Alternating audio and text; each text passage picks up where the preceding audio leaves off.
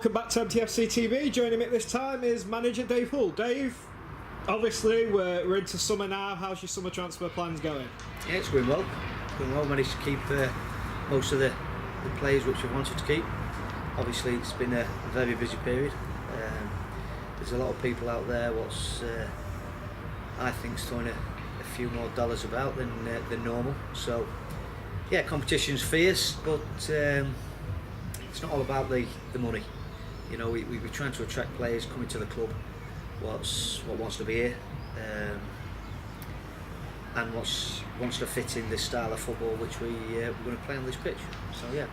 Have you set your sights on the number one target, or is there quite a few players that you want to bring in? No. Don't get me wrong. We've got his targets. It's not been a smash and grab at all.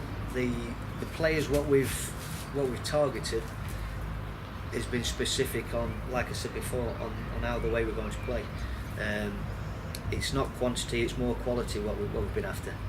So there is one or two, three, four, which I'm not going to really mention that much, that we've having a look at and we're trying to sort something out. So yeah, things are moving forward. But like I said, we're going for the more quality side of the players instead of just drafting anybody. In an ideal world, how many new faces on top of what you got would you like to bring? Are we talking 3 or 4, or is it more than that? No, I think like I said, I mean I'm quite fortunate because as the fan scene and everybody here last season, we've got the young talent coming through. You know, the likes of young Harry, Billy, Zach, Ashton Hoole as well. So don't really need to be bringing 7 or 8 players in. You know, we've got a very good balanced squad. We've got the core there. If we get the right people in the right areas, then I think about 4, maybe 5. So that should be fine. We've announced on the website the pre-season friendlies with Belper and Alperton so far. Have you had a say in who you want to play for pre-season to get prepared, or is that something the club decides? No. Well, it's been of both, to be fair. I mean, the club gets involved with the professional clubs, doing a lot of work with, obviously with the pro clubs to get the crowd in and set us on the map and set us going. And it's a great target as well to see the level, how far we're away or how close we need to be or how fit we need to be against a pro club. So that's a great judgment of us. We've got some other clubs involved, probably our level. So hopefully we'll be matching them and being a little bit stronger, a little bit more better footballers. So no, it's a little bit of both really. With this, your first real chance to build a squad of your own, how have you found that? Has it been more difficult than you thought, or has it been just how you thought in regards to bringing players in and such? No, look, it's always going to be difficult in step 3. You're getting players what want to better themselves, which are going higher. You're getting players which are chasing the money. You're also getting players what want to come down a couple of steps because they're not too happy at the present club. Last season there was a few managers what got sacked, so you're getting other new managers coming in. It was got other contacts, so it is difficult. But like I said, we've put it out there to the players what we want to attract, the type of players we want to attract, and yeah, it's very busy, but it's very enjoyable. You've spoken to the Matlock Mercury about, obviously, Rickie German, for those who don't know, has been made available by Chesterfield. Is he a player we could see here next season? Yeah, I spoke with Rickie. Obviously, every single player who comes away from a professional club wants to stay in the professional game. If not, then they go down. They don't drop down 3 or 4 leagues or 2 leagues. They drop down 1 league at a time and to try and find this side what's perfect for them. Spoke to Rickie, and he wants to play national football. He's good enough to play national football, to be honest with you. If he gets his goal scoring boots on at national football, then he'll be back in the pro scene. I'm not ruling him out because you never say never in football. People have been in football a long time, like myself. I've seen players who said, I'm going to do this, I'm going to do that, and they come back. Rickie, I've told Rickie the door will always be open at Matlock because he was a good servant here, and we've got to thank Chesterfield for loaning him out. So yeah, never say never. To talk more about loans, obviously we've seen previous managers use the loan system quite a lot. Will this be something you do, or will you wait and see how the season unfolds a bit before delving into that market? We've had a few offers, if I'm honest, from the pro clubs with the young boys, because obviously most of the pros for the young kids are playing in the under 23 league against under 23s, and obviously this is the step 3. It's real men's football, you know, and it's probably the closest what they're going to get towards their first team with the competition and the aggression and the way we play football. So we've had plenty of offers on the table. Not took any up at the moment, but it's nice to know that you can always dip into the pro scene, get a certain player who plays in a certain role to come on. So it's, you know, it's nice to know that the offer's there and the support's there from 1 or 2 pro clubs. So yeah, it's good.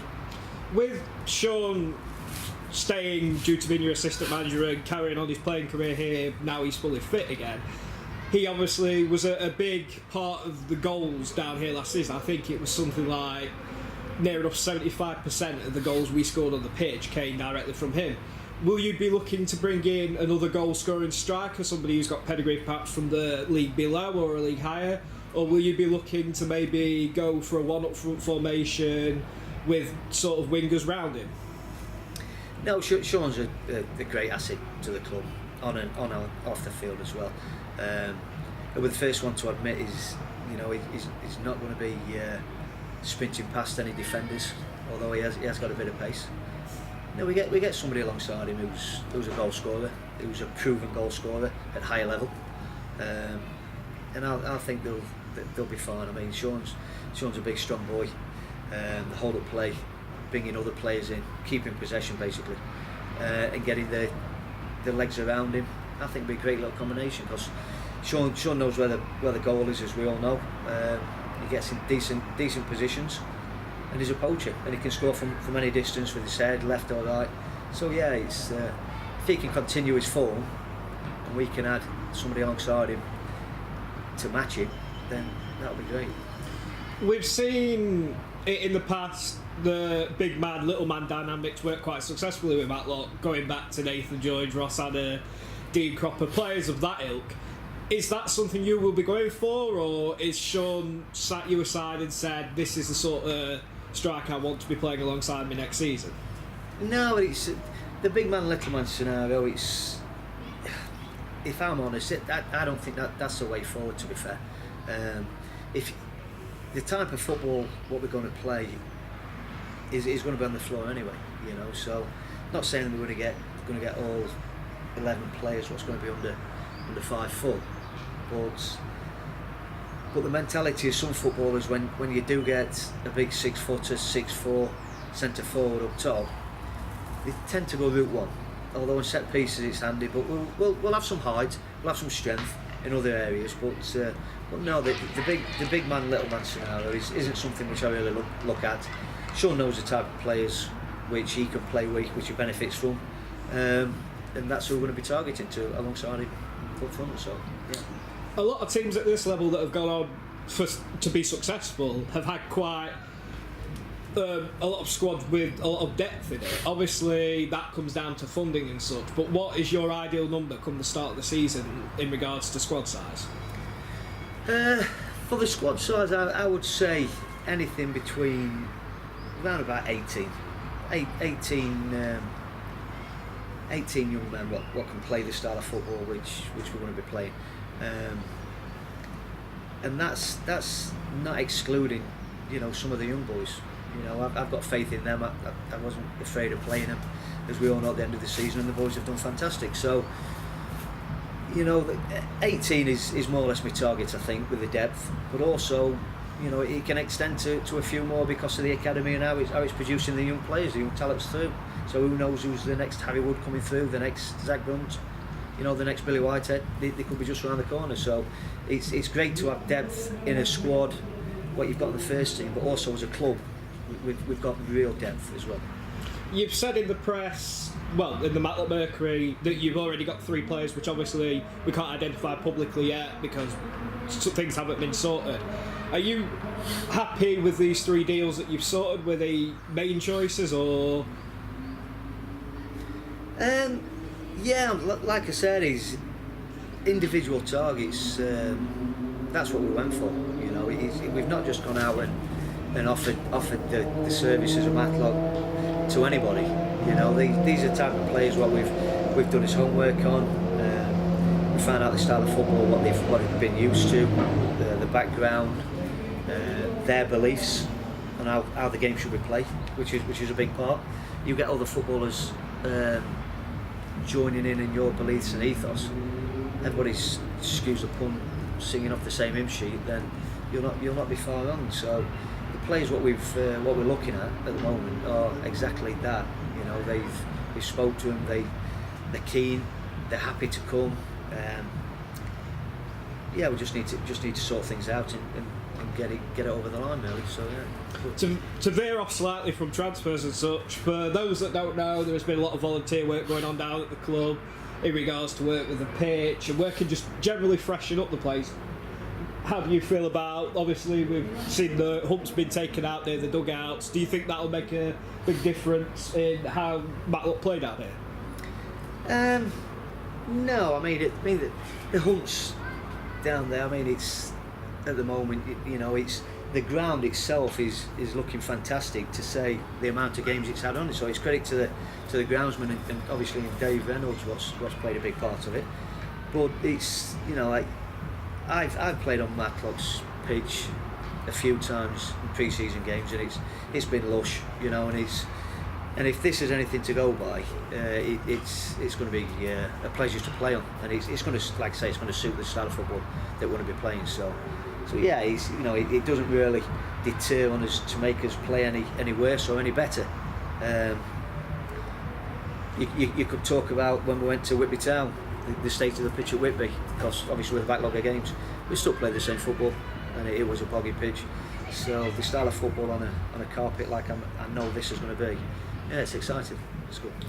To go to a Facebook comment that I saw earlier today, I can't remember the gentleman's name in question. He spoke about the width of the pitch, which I believe was widened a few seasons back for when Matlock were playing with wingers. Is that something you will look to introduce? Do you like Pacey Wingers in your sides?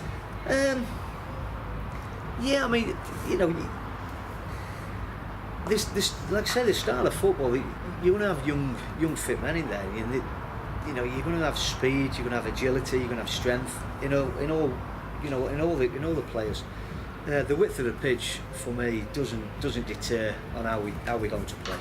You know, it's we're getting the ball down. There's going to be space on the smallest of pitches. The way you get space is movement off the ball. So, you know, we're not going to have somebody just hanging out on the touchline waiting for a 60-yard crossfield pass. You know, we're a hard-working unit. We'll work hard when we're out of possession. As soon as we get the ball in possession, then we'll work hard in possession and create the spaces and use the width of the pitch, be it a metre narrow or a metre wider. So it doesn't really defer that. We've seen to the back of the season, we came up against Ashton United, we came up against Shore Lane, two teams that were pushing for the playoffs.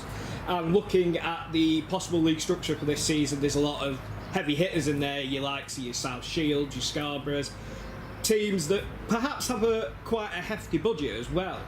Do you set any targets, or will you be setting any targets for yourself and the players in where you'd ideally like to finish next season, or is it a wait and see, you're only sort of focusing on the next game as a manager? We've spoke about this. Me and Sean's got his own little idea on where we should be if we get the right personnel in, and the lads train as hard as we want them to train and do exactly what we're asking. Obviously, you're going to need a little bit of luck in certain areas, certain games. But you know, if the boys do what we ask and they apply themselves as I know they can, yeah, we'll be fine. Without giving too much away, we'll be fine. Right, thank you very much, Dave Hoole, for your time. Great.